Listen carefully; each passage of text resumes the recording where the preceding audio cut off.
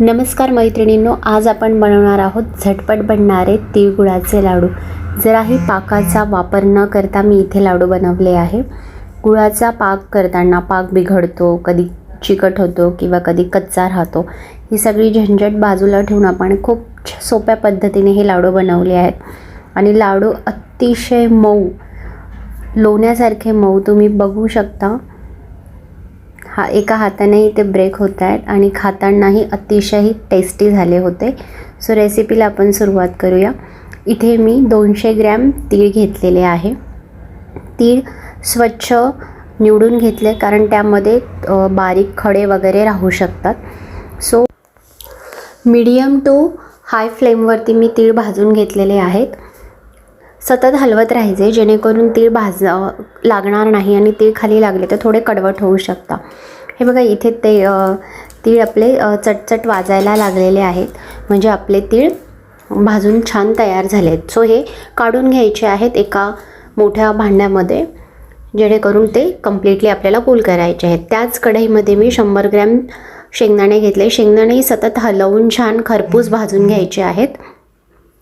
तीळ इथे मी थंड व्हायला ठेवले होते आणि छान थंड झालेले आहेत आणि शेंगदाणेही मी अर्धे साल काढून घेतलेले आहे। तुम्ही पूर्ण सालही काढून घेऊ शकतात। थोडेसे क्रंचीनेस लागतो आणि फायबर भेटतं, त्यामुळे मी शेंगदाण्याचे सालं ठेवते। मिक्सरच्या भांड्यामध्ये तीळ घ्यायचे आहेत। मी अख्खी वेलचीच टाकलेली आहे, शेंगदाणे टाकले आणि गूळ टाकला 1 वाटी। हे छान मिक्सरला मी फिरवून घेतलेलं आहे आणि त्यानंतर मी त्याच मिश्रणामध्ये साधारण 3 चमचे तूप घातले आहे। साजूक तूप इथे मी वापरलेलं आहे आणि हे साजूक तूप घातल्यानंतर मी पुन्हा एकदा हे सगळं मिश्रण मिक्सरच्या भांड्याला फिरवून घेणार आहे। तुपामुळे छान बाइंडिंग येते मिश्रणाला। हे बघू शकता मिश्रण तुम्ही किती छान सॉफ्ट बाइंडिंग आलेलं आहे। कुठेही पाक करण्याची गरज नाही, पाक बिघडण्याची शक्यता नाही आणि अतिशय मऊसूत असे होतात आणि वळायलाही सोपे जातात।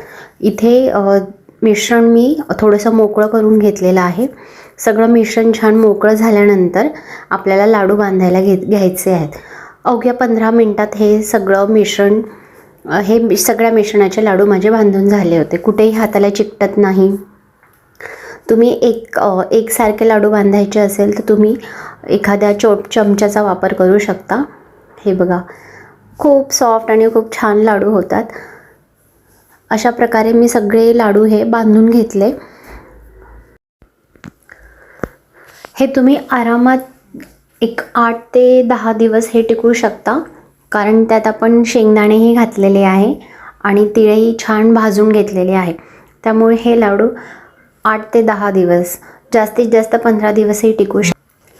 आता थंडीच्या दिवसामध्ये तिळाचे लाडू का जास्त प्रमाणात बनवले जातात, कारण तिळामध्ये गरमपणा असतो, तिळामध्ये कॅल्शियम असतं।